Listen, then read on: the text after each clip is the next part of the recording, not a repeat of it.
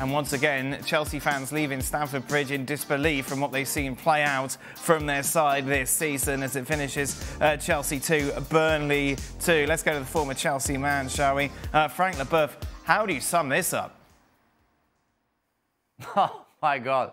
I'm fed up, in fact. I'm fed up because, you know, you believe that something's going to happen. You say, OK, the season is already over, but you're going to play against Burnley. They play 11 against 10, so they're going to win. And they disappear. Nothing happens. You are 1-0 at half-time. You come back, and after 3 minutes, you concede a goal. Then you try to play a little bit. You score another goal. You say, OK, well, that's fine. And then after, it's terrible. And they, as you showed, they should have lost that game. 11 against 10. Chelsea Football Club against, all due respect, Burnley. That's the end of it. For me, that's the end of it. I want to congratulate the fans to be able to still go to Stamford Bridge to watch that. I mean, come on. That's not fair for the fans. That's not fair for history of Chelsea Football Club and for the former player that I am and some others who are watching that and are so appalled about the situation. It's unfair to all those people, and I don't know what they're doing there. Players, as I talked before, they have no stamina, nothing in their heart, nothing in their brain, don't know what to do.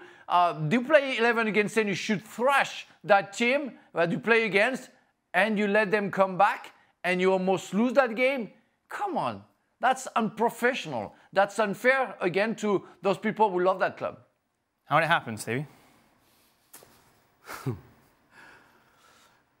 It's hard to figure out. It really is. I mean, watching this, I felt like a Chelsea fan watching this, because at 1-0, 10 men, you think the game's over.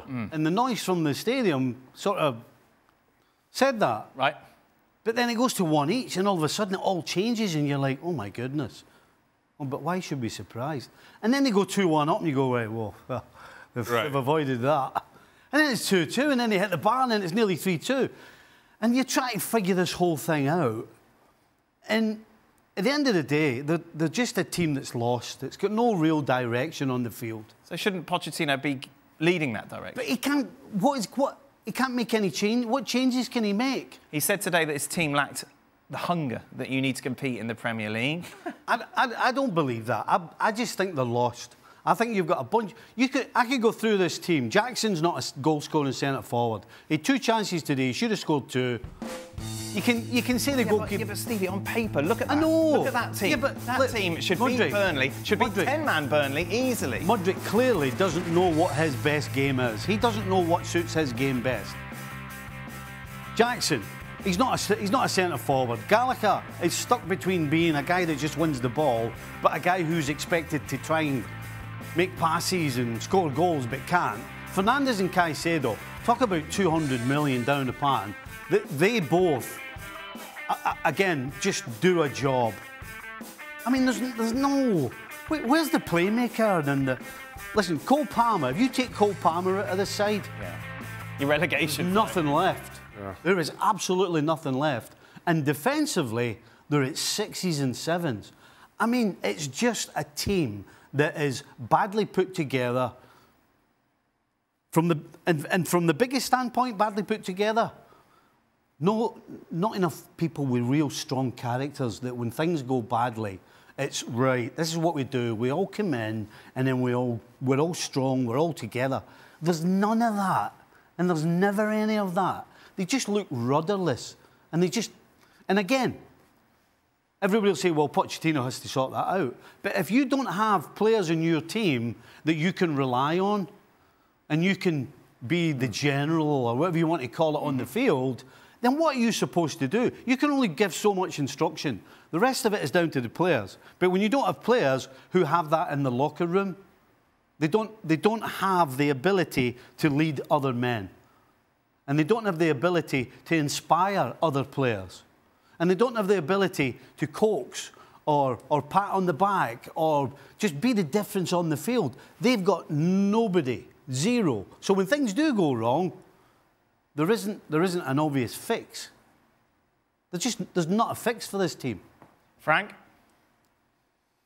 Yeah, I mean, I totally agree with Stevie. And the problem is, is crazy because I've talked about that a lot, and I'm fed up repeating myself, but as long as you don't have people to rely on, as Stevie explained, meaning experienced players, you cannot build anything. When you try to have an academy team because you want to do a trading business, it's what you're facing. You have Thiago Silva, he's injured, he's most of the time, for most players, the father of those players.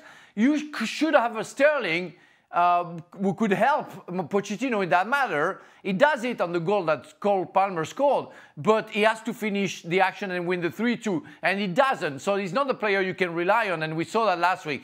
So you don't have nobody else. It's a team of young players with no experience, and as long as you're going to stay in that spirit and way of thinking a club, you won't be successful because it doesn't work like that.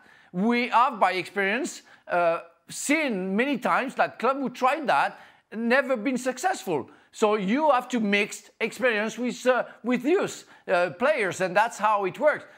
It cannot work. The reaction today showed that you have no, again, personality, character inside the dressing room because they're too young. It's not even their fault.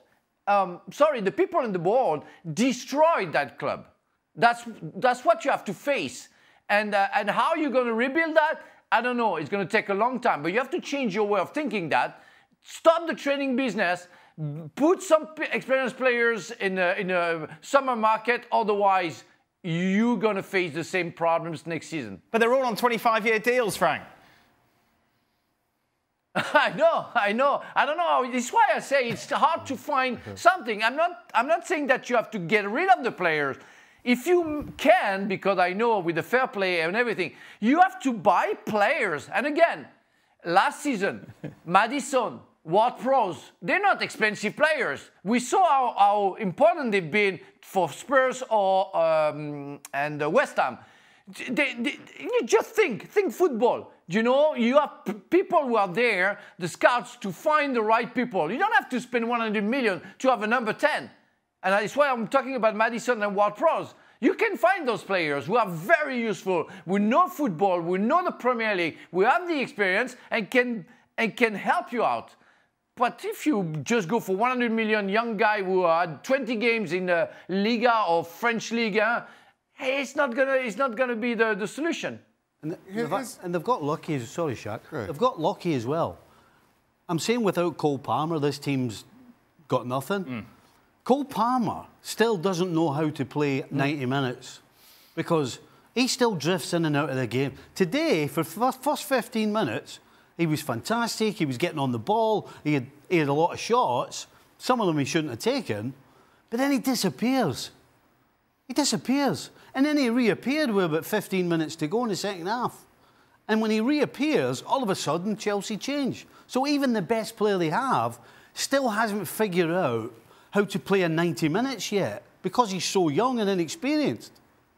Here's the thing for me, and while we criticise Manchester United wrongly, and rightly so, it's almost easier to do that because you know who those players are, what they're good at, what they're not so good at. But I really struggle to figure Chelsea out. Other than putting the price tag into some kind of context, it just feels like a god-awful team. But how do I sit here and say Caicedo's a god-awful player? How do I sit here and say Enzo Fernandez is a god-awful player? But that's just, every time I see Chelsea play, that's where I feel their level is. So to my original point, it's almost easier to criticize Manchester United because you know when Rashford's good, what he's going to do, when Bruno Fernandes is good, what he's going to do, and you could go through the entire team and say that about their individuals. With Chelsea, other than reputations, you can't really put your finger on who does what well for Chelsea. What does Mudryk do? Where should he play? Mudryk is scoring for Ukraine junior international window, and you think, all right, bring some of that back, you know. And then again, given this performance, if you just look at Mudryk today and then ask the question, what does he really do well? A neutral observer can't give you an answer.